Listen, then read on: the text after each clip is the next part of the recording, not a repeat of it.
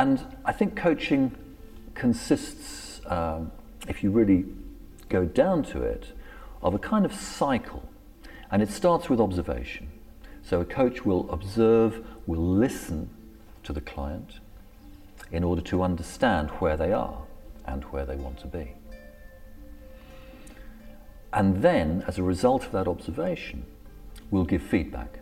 And the feedback, of course, has got to be timely feedback. It's got to be at the right time.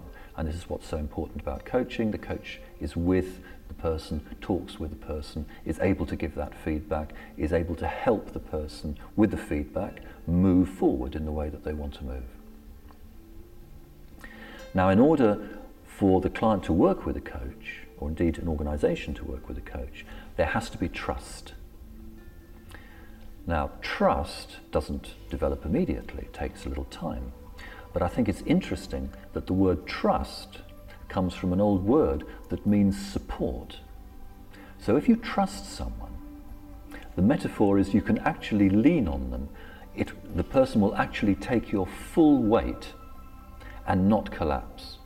So it's a very concrete metaphor. I trust this chair, I sit on it, I give it my full weight, it's not going to collapse. If it was a more flimsy chair made of paper, I wouldn't trust it, because if I gave it any of my weight at all, it would just collapse.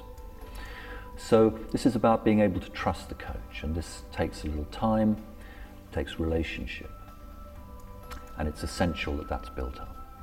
And trust, of course, comes from a couple of things. First is the coach needs to be competent. They need to be good at what they're doing. We don't trust someone who is not good at what they're doing, because however much they may want to help you, they may not be able to. And of course, the second part is the sincerity of the person who wants to help you. They keep their word. You can trust them to keep their word. So if you can trust them to keep their word, and they're sincere, and they're able to carry out what they say they're going to do, then this is the basis of trust, and this is the basis, of course, of an excellent coach. Now, when you trust someone, they can challenge you, because a coach will take a client out of their comfort zone. That is one of the really important functions of a coach, because in the comfort zone, of course, the client is still thinking with the same habits of thought that are keeping them stuck. So it's essential that the coach will challenge the client to move out of that comfort zone. But the client will not respond to the challenge, or perhaps even not allow the challenge, unless there's a basis of trust. So those two go together.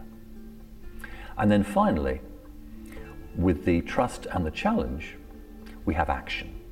The client will take action, movement, move towards that vision, and then that cycles around again to initial observation, because they will have moved, and again it's about observation, about listening, and so the cycle goes around again. So coaching, this cycle of coaching, I think, can be applied to clients, of course, and develops leaders, because this is what's essential in organizational transformation, and it's the aspect of coaching that I really enjoy doing.